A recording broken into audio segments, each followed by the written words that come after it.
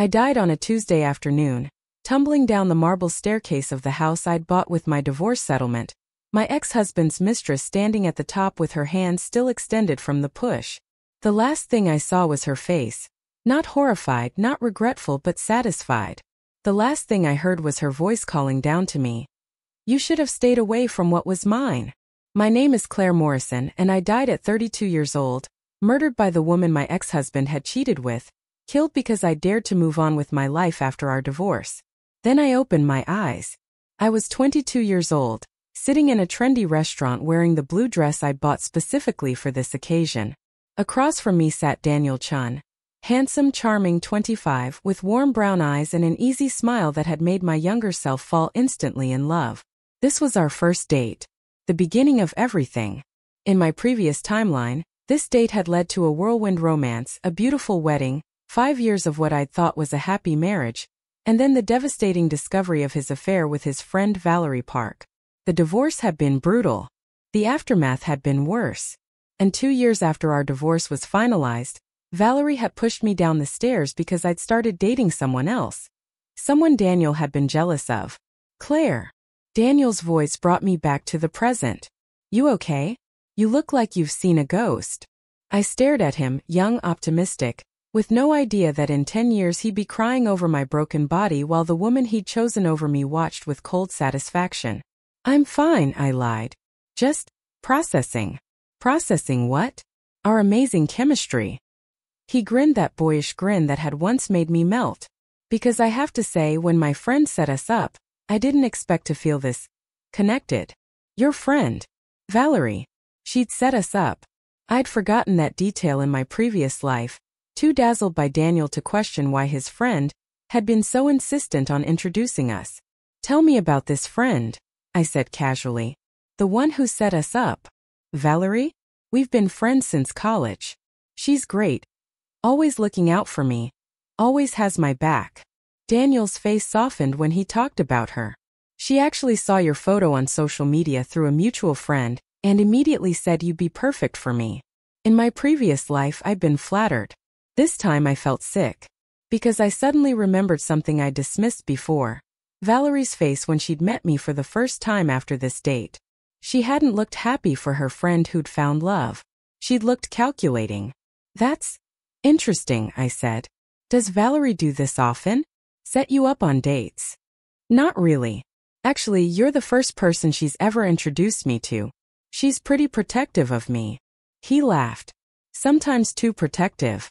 She once sabotaged a relationship I was in because she said the girl was using me.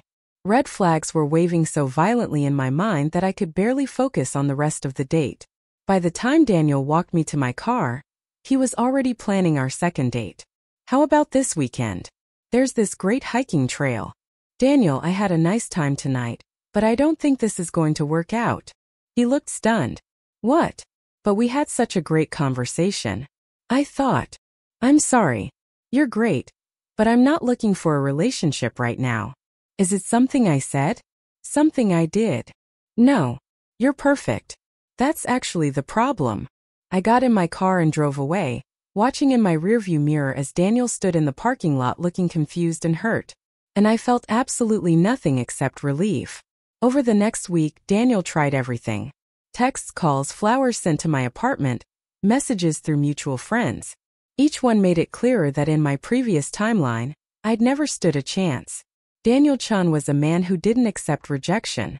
But what surprised me was Valerie. She showed up at my apartment unannounced. Her beautiful face arranged in concerned friendship. Claire? I'm Valerie Park, Daniel's friend. Can we talk? I should have slammed the door. Instead, curiosity won. Sure.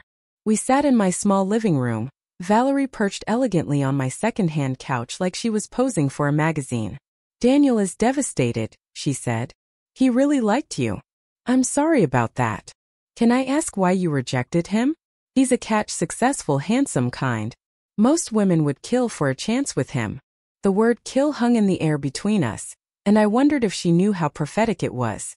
I'm focusing on my career right now, I said. I'm not ready for a relationship. Valerie studied me with those sharp eyes. That's a shame. You two would have been perfect together. Would we? Absolutely. Daniel needs someone stable, grounded. Someone who'd put his needs first. She smiled. Someone who'd understand that his career comes first, that his friends are important, that he needs space to be himself. In other words, someone who'd be a doormat while Daniel did whatever he wanted.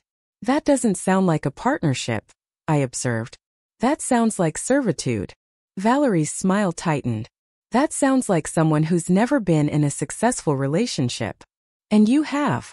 I know Daniel better than anyone. I know what he needs to be happy. Then maybe you should date him.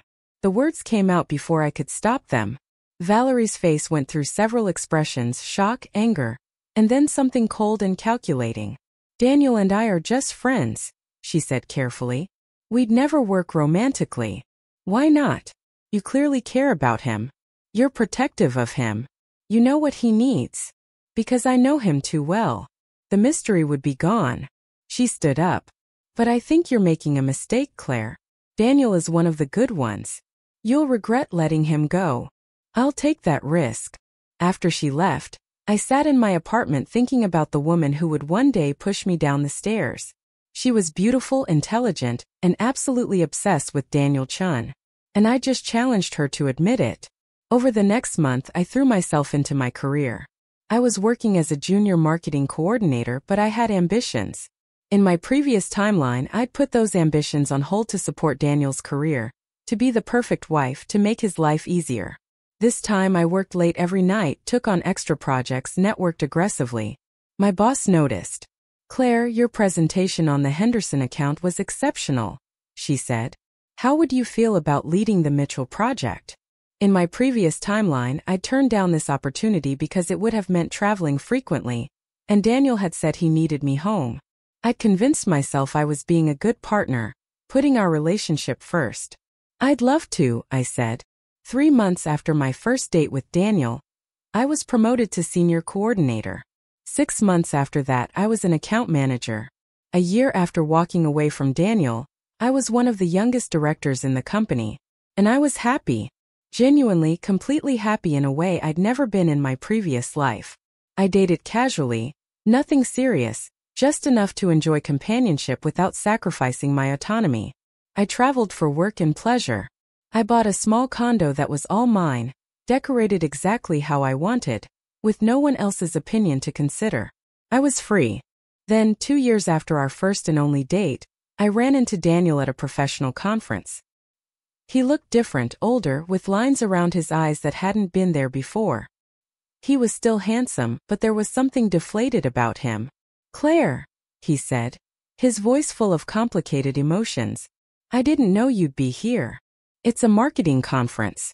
I'm a marketing director now. Director? That's amazing. I'm still working at the same company, same position. He gestured vaguely. Things haven't really moved forward for me like I thought they would. We got coffee and Daniel told me about the past 2 years. He dated several women but nothing had stuck. His career had stagnated.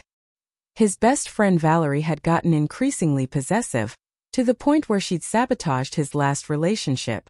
She told my girlfriend that I was still hung up on someone else, Daniel said bitterly. Which wasn't even true, but my girlfriend believed her and left. It was true, I thought. You were hung up on me. But I didn't say it. That sounds difficult. The worst part is I think Valerie might be in love with me. I never saw it before, but the way she acts, the things she says. He shook his head. We've been friends for 10 years. I don't know how to handle this without losing her completely. Why do you need to keep her as a friend if she's sabotaging your relationships? Daniel looked uncomfortable. She's been there for me through everything. When my dad died, when I lost my first job, when he stopped. It feels like I'd be abandoning her if I cut her off. Classic codependency, I thought. Valerie had cultivated it carefully over a decade, making herself indispensable so Daniel would never leave her. Daniel, can I ask you something? When Valerie set us up, did you ever wonder why? What do you mean? Did you ever question why she suddenly wanted to introduce you to someone after never doing it before? Daniel frowned. I mean, she said you seemed perfect for me. Or perfect to fail with you. Perfect to reject you so she could comfort you. Perfect to remind you that no one understands you like she does. I watched the realization dawn on Daniel's face. Slow, painful, devastating. She wouldn't. But he didn't sound convinced. Think about it. Every relationship you've had since college, has Valerie approved of any of them? No, he said slowly. She always found something wrong. Said they weren't good enough, or they were using me, or they didn't really understand me. And after each breakup, who was there to comfort you? Valerie. Who convinced you that you were better off? Valerie. Who probably reinforced the idea that maybe you just never find anyone as good as what you already had. Daniel's face had gone pale. She's my best friend. She wouldn't manipulate me like that. Wouldn't she? Daniel, I rejected you 2 years ago. Have you moved on? I've dated. But have you moved on? Or have you compared every woman to the one that got away? He didn't answer, which was answer enough. Valerie set us up knowing I'd be exactly your type, knowing you'd fall hard, and knowing somehow that I'd reject you. I leaned forward. How did she know that, Daniel? What did she know about me that you didn't? I don't understand. She researched me. She knew I was ambitious, career-focused, unlikely to put a man before my goals. She knew I'd reject you. And when I did, she got exactly what she wanted. You devastated and dependent on her. Daniel stood up abruptly. This is crazy. You're saying Valerie orchestrated our entire relationship to fail. I'm saying Valerie is in love with you and has been sabotaging your happiness for years to keep you for herself. You don't even know her. You're right. I don't. But I know women like her. Women who'd rather see the man they love miserable than happy with someone else. Daniel left without another word, and I didn't try to stop him. But I'd planted the seed. Eventually, he'd see the truth. 6 months later, I got an unexpected call. Claire? It's Daniel. Can we meet? We met at the same restaurant where we'd had our first date 4 years earlier. Daniel looked haggard. You were right, he said without preamble. About Valerie. About everything. What happened? I started paying attention to the things she said, the way she acted around women I dated, her reactions when I talked about my career goals. He rubbed his face. I confronted her last month. And she admitted it. All of it. She said she'd been in love with me since college, that she'd spent 10 years making sure no one else could have me. She said if she couldn't have me, no one would. That's psychotic? Yeah. Daniel laughed bitterly. She actually said that you were supposed to be different. That she'd set us up because she thought you'd be the one woman who wouldn't reject me, who'd marry me and give her an excuse to stay close. But when you rejected me, she realized she'd miscalculated. What did you do? I cut her off completely. Blocked her on everything, told mutual friends not to give her my information. She didn't take it well. How not well? She showed up at my apartment threatening to kill herself if I didn't talk to her. She called my work claiming I'd assaulted her. Thankfully, my boss didn't believe her. She sent hundreds of texts from burner phones. He looked at me intensely. Claire, I think she's dangerous. And I think you should be careful. Why would she come after me? We had one date 4 years ago. Because you're the one who got away. You're the woman who rejected me and ended up successful and happy while I stagnated. You represent everything she can't control. A chill ran down my spine. In my previous timeline, Valerie had pushed me down the stairs 2 years after my divorce from Daniel, when I'd started dating someone new, when I'd moved on completely. She'd killed me for daring to be happy without Daniel. Daniel, I need to tell you something. And you're going to think I'm crazy. I told him everything. About dying, about being pushed down the stairs, about being reborn and rejecting him to avoid that future. About Valerie standing over my broken body with satisfaction on her face. Daniel didn't laugh or call me insane. He just sat there getting paler and paler. In your previous timeline, he said slowly, we were married? For 5 years. Until I caught you cheating with Valerie. And after the divorce, she killed you? 2 years later. When I started dating someone else. Jesus Christ. Daniel put his head in his hands. I married you. I cheated on you with my best friend who'd been manipulating me for a decade. And then I let her kill you. You didn't let her. You didn't know. I should have known. I should have seen what she was. He looked up at me with tears in his eyes. Claire, I am so sorry. For what I did in that other timeline. For not being strong enough to see through her manipulation. 4. Daniel, you were a victim too. Valerie groomed you for years. She isolated you from healthy relationships, made you dependent on her validation, twisted your perception of love. That doesn't excuse cheating on you. No, it doesn't. But it explains it. I reached across the table and took his hand. I forgave you a long time ago. In another life, in another timeline. But I forgave you. Did we love each other? In that timeline. I thought about my first life, about thinking I was happy while slowly losing myself, about convincing myself that supporting Daniel meant sacrificing my dreams, about the relief I'd felt when I'd finally left. I thought we did, I said honestly. But I don't think we were good for each other. We brought out each other's worst traits. I became codependent. You became entitled. We made each other smaller instead of bigger. And now? In this timeline. Now we're different people. We never became those toxic versions of ourselves. We both grew in different directions. Do you think? Daniel hesitated. Do you think we could try again? Knowing what we know now. I looked at him, still handsome, but now humbled and self-aware in a way he'd never been in my previous timeline. There was genuine remorse in his eyes, genuine growth. And I felt absolutely nothing romantic. No, I said gently. I think we're better as friends who learned from their mistakes. I think we both need to find people who bring out our best selves. And we weren't those people for each other. Daniel nodded, looking sad but accepting. You're probably right. But Claire, about Valerie. I'll be careful. Please. I know what she's capable of now. And if anything happened to you, if she hurt you because of me, I couldn't live with that. We parted as friends, with promises to stay in touch and warn each other if Valerie surfaced. I didn't expect to hear from Valerie directly, but 3 months later, she called me from an unknown number. Claire Morrison, she said, her voice pleasant.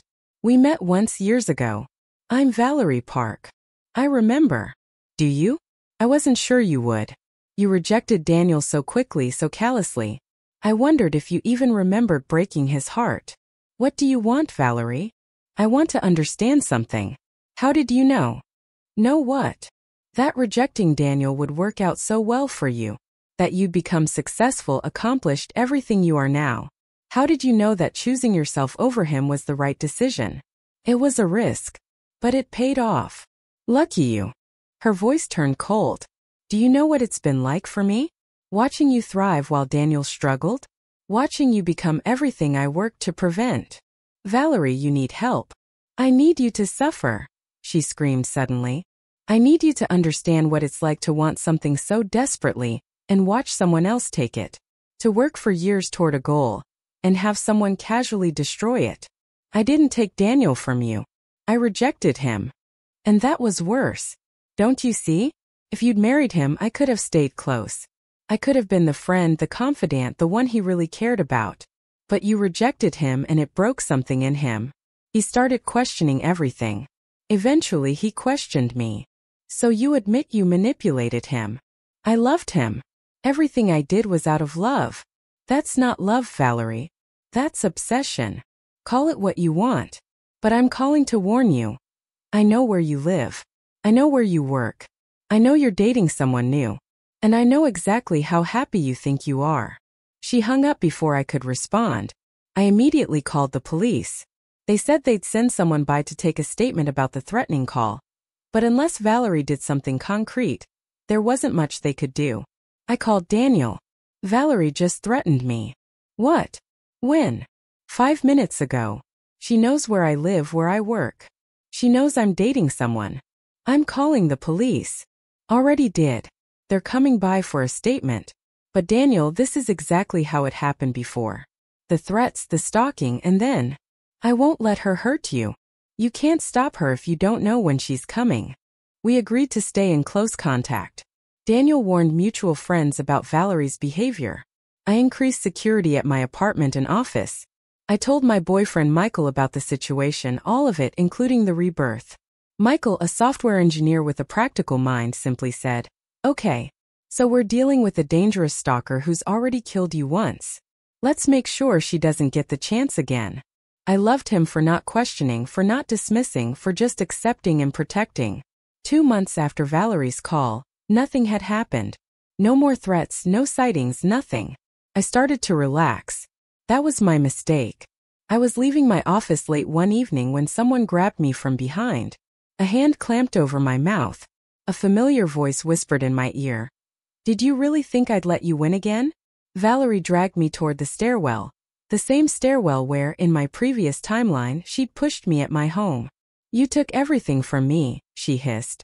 "My best friend, my future, my happiness. You rejected him and destroyed 10 years of my work." She forced me toward the stairs, clearly intending to push me just like before. But this time I was ready. I went limp suddenly, dropping my full weight. Valerie, unprepared, stumbled forward. I twisted, using her momentum against her, and she lost her balance. We both fell, but I fell safely, rolling away. Valerie fell down the stairs, her scream echoing through the stairwell. Security cameras had caught everything. When the police arrived, followed by paramedics, Valerie was conscious but badly hurt. She immediately started screaming that I'd pushed her, that I'd tried to kill her. But the security footage told a different story.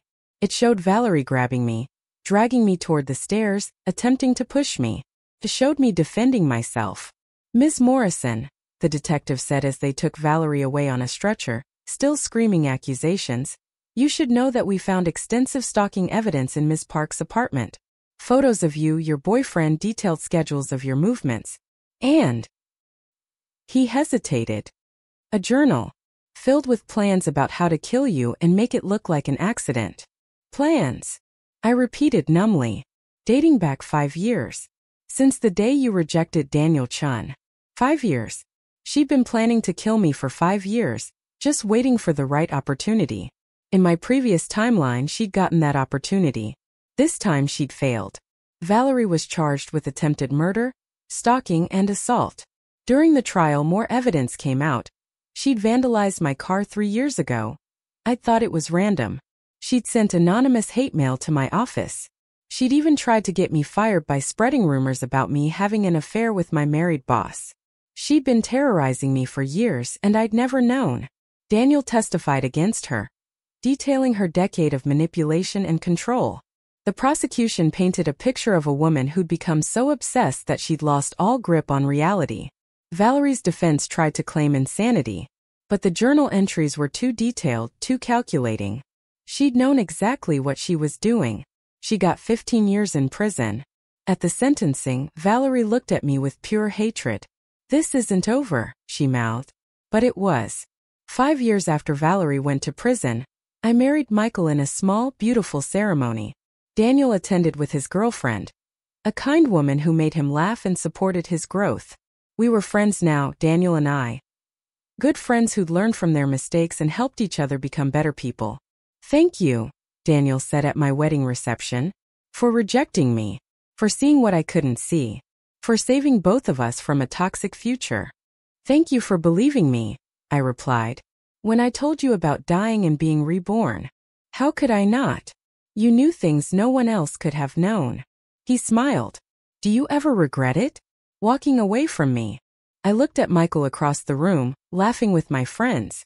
I thought about my career, my independence, my happiness. Not for a second. 10 years after Valerie went to prison, I was a vice president at my company. Michael and I had 2 children. Daniel had married his girlfriend and started a nonprofit helping victims of manipulation and psychological abuse. We met for coffee occasionally, old friends who'd survived something impossible together. "I heard Valerie is up for parole next year," Daniel mentioned during one of these meetings. "I know. I'm planning to testify against it." "So am I." He stirred his coffee. "Do you think she's changed? After 10 years in prison?" I thought about the woman who'd stalked me for 5 years, who'd tried to kill me twice across 2 timelines, who'd manipulated Daniel for a decade. "No," I said. "I think she's just gotten better at hiding it." "Me too." At Valerie's parole hearing, Daniel and I both testified. We detailed her history of manipulation, her stalking, her violence. We presented evidence of her continued obsession, letters she'd sent from prison to mutual friends, still talking about how unfair it was that I was happy. Parole was denied. "I'll get out eventually," Valerie said as they led her away. And when I do, I'll finish what I started. No, I said clearly. You won't. Because I'll always be ready for you. And unlike last time, I'm not the naive woman you thought you could destroy. Valerie screamed threats all the way back to her cell. 15 years after my rebirth, I was 47 years old and living a life I'd built entirely on my own terms. I'd been promoted to senior vice president. My children were thriving. My marriage was strong. My friendships were genuine. I'd saved myself from a toxic marriage. I'd survived 2 murder attempts. I'd helped send a dangerous woman to prison. And I'd lived. That was the victory. Not that Valerie had been punished, though she had. Not that Daniel had eventually understood her manipulation, though he had. But that I'd chosen myself, protected myself, and built something beautiful from the ashes of a timeline where I died broken and betrayed. 20 years after my rebirth, Valerie died in prison. An illness quick and without fanfare. I felt nothing when I heard the news. Not relief, not satisfaction, not pity. Just a vague acknowledgement that a dangerous chapter had finally truly ended. Daniel called me when he heard. How do you feel? Free, I said. Finally, completely free. Me too. We were quiet for a moment, 2 people who'd survived manipulation, obsession, and attempted murder. Claire, can I ask you something I've always wondered? Sure. In that other timeline when we were married, were we ever happy? I thought about my first life honestly. I thought we were. But I was happy the way you're happy when you don't know any better. When you think sacrifice equals love, and losing yourself equals partnership. And now I know the difference. Real happiness doesn't require you to shrink. Real love doesn't demand you sacrifice your dreams. Real partnership makes you more yourself, not less. I'm glad you found that. With Michael. I'm glad you found it too. With Amanda. 25 years after my rebirth, I was 67 years old and retiring from my company. They threw me a farewell party where colleagues gave speeches about my leadership, my mentorship, my impact. My children were there, grown now, successful in their own right. Michael held my hand, gray-haired and wonderful. Daniel attended with Amanda, old friends who'd walked through fire together and come out whole. In my speech I said, 25 years ago I made a decision that changed my life. I chose myself over someone else's expectations. I walked away from what everyone said I should want and toward what I actually needed.